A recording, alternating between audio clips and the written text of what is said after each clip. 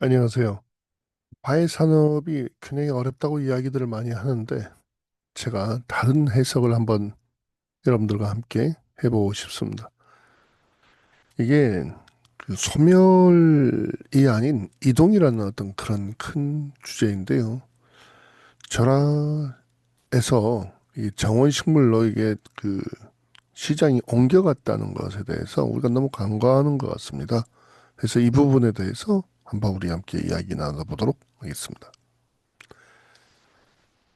지금 이제 농림부에서는 이런 데이터를 가지고 항상 말씀하세요.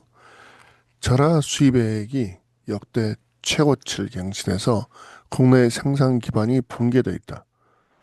붕괴되어 있으면 그러면 뭔가를 해야 하는 것이 맞을 텐데 그냥 붕괴되어 있다로 끝나버립니다.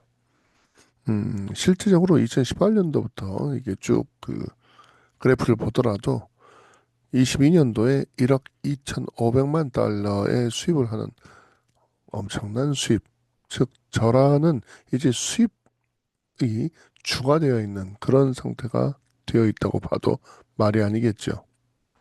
과언이 아니겠습니다. 자, 이런 그 보이는 위기의 이면에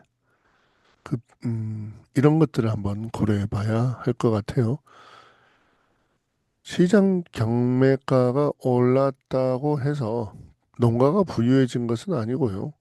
물량 감소로 인해서 단가 상승은 매출 총량의 하락을 방어하지 못하고 있으면서 수입산 절하가 그 빈자리를 빠르게 채우고 있다는 것입니다. 즉, 수입산이 시장을 계속 잠식을 하고 있긴 하다는 이야기죠. 자, 우리가 이 소비의 축이 이동하고 있다는 것을 잘 생각해 봐야 됩니다. 과거에는 이 꽃을 주로 경조사 그리고 행사용 일회용 소비를 위해서 이게 주로 절화가 사용이 됐다고 생각을 한다면은 지금에 와서는 홈 가드닝 그다음에 반려식물 이런 식으로 그 일상 속에서 치유식물로 반려식물로 심기 때문에 이것은 정원식물이 이제 많이 이용이 되고 있다는 것이죠. 즉, 소비자들이 더 이상 꽃을 소모품으로만 보지 않고요. 이제는 팬데믹 이후에 반려식물이라는 그런 트렌드가 화훼 산업의 구조적 변화를 요구하고 있다는 것입니다. 자, 그래서요, 이 절화 시장의 이 침체 속에 사실은 성장이라는 것이 숨겨져 있습니다.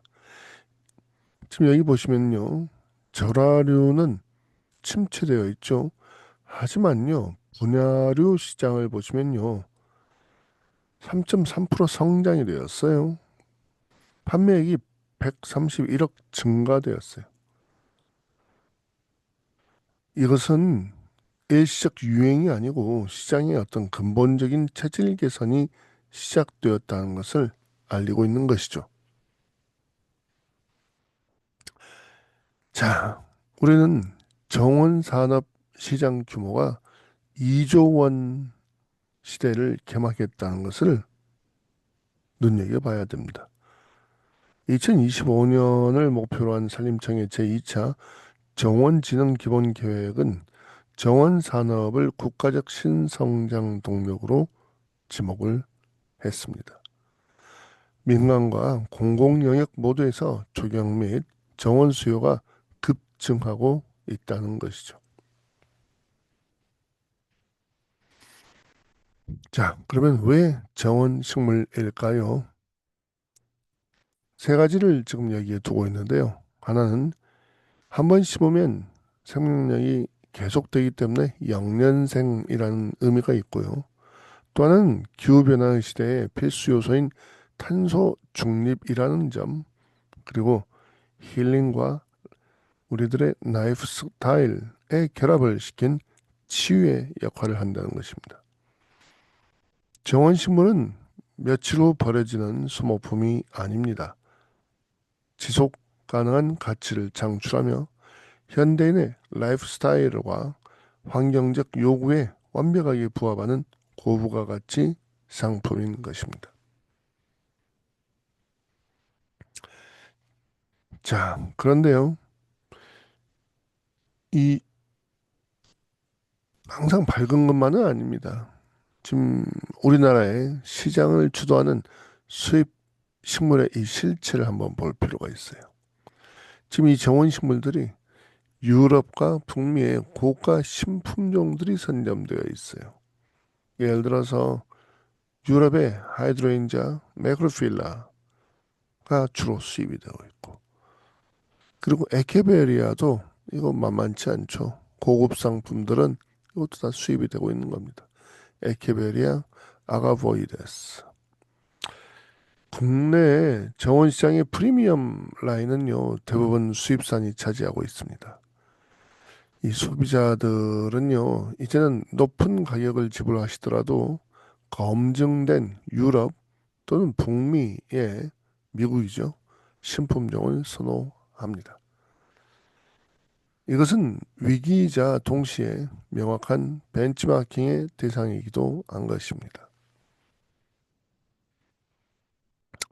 자, 우리 여기에서 가드너들은 과연 이제 어떤 성향을 가지고 있는지 한번 보시죠.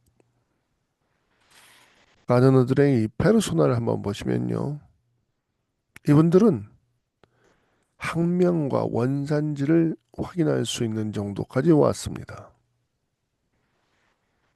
그리고 특정 육종가의 이 브랜드를 선호하시기도 합니다. 그리고 높은 비용을 지불할 용의가 있기도 합니다. 식물을 소모품이 아닌 반려 대상으로 인식을 한다는 것이죠. 이런 페르소나를 가지고 계십니다. 해서 이분들은 단순히 빨간 꽃을 찾지 않으시고요. 정확한 품종과 육종과의 그 브랜드를 확인을 하십니다. 과거의 그 공급자 중심의 마인드로부터 이분들은 깐깐한 기준을 충족시킬 수 없습니다. 그렇기 때문에 소비자 중심적 마인드를 이제는 가지셔야 하는 것입니다. 자, 그래서 화해 산업의 범위는 이제 다시 그려져야 합니다. 과거 절화 산업이 워낙에 컸기 때문에 절화를 중심으로 생각을 했었는데요. 이제는 절화를 포함해서 화목류, 관상수류, 그다음에 조화류까지 모두 포함해서 범위를 정해 줘야 하는 것입니다. 그래서 산업의 정의를 스스로 좁히면 안 되는 것이죠. 정원수와 초화류를 포함해서 이 넓은 산업의 시야로 넓힐 때 비로소 화해 산업의 기회 산업으로 변환이 될 수 있다고 볼 수 있겠습니다.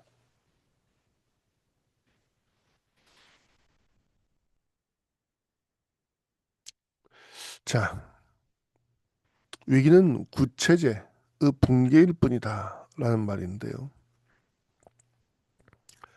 이 붕괴하는 것은 과거이지 미래가 아니라는 것입니다. 새로운 것들이 계속 또 만들어지고 있기 때문이죠. 지금 현재 화해 산업이 전체가 몰려가고 있는 것이 아닙니다. 낡은 시스템이 무너지고 새로운 시스템이 자리 잡고 있는 과정에서 발생하는 마찰열이 지금 현재 있는 것입니다. 여기에 지금 이제 농림부와 농촌진흥청이 잘 적응을 해 주시기를 기대합니다. 자, 정원 식물. 이것은 불가능한, 대체 불가능한 자산 가치가 있다고 볼 수 있겠습니다. 과거 그렇게 될 거라고 생각은 했지만은 정원 식물의 이 자산 가치가 이제 엄청나게 올라가고 철화 식물은 이제 옛날과 같지 않은 그런 시대를 지금 직면하고 있는 것이죠. 제 생각에는 절화 역시 국내에서도 나중에는 또 올라갈 것으로 생각을 합니다. 전화는 판매되지 않으면 폐기해야 되는 재고이지만요.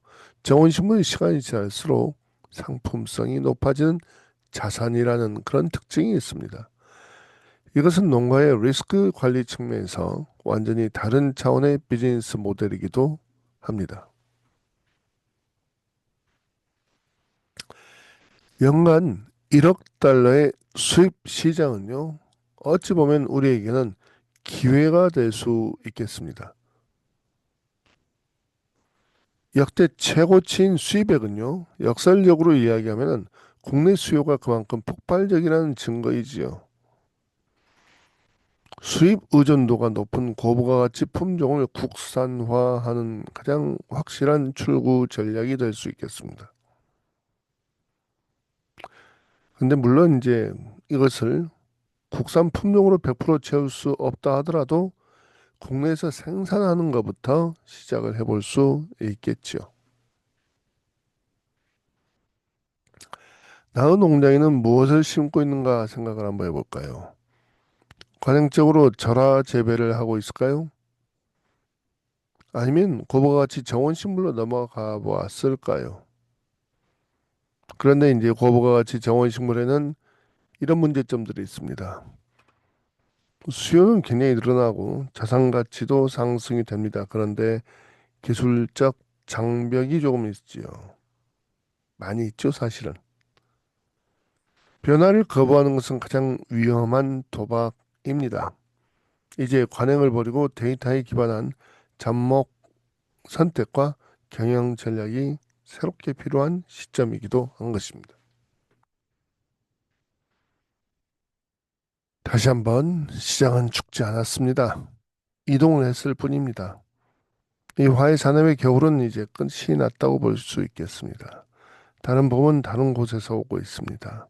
절화라는 좁은 문을 따서 정원이라는 넓은 들판으로 나아가는 것, 이것이 우리가 선택해야 될 유일한 미래라고 볼 수도 있겠습니다. 여기는 지금 1부에선 지금 이렇게 마무리를 하고요. 2부, 3부, 4부에서 어떻게 하면 정원용 식물로 나아갈 것인지에 대해서 논해 보도록 하겠습니다. 이상 한태호였습니다.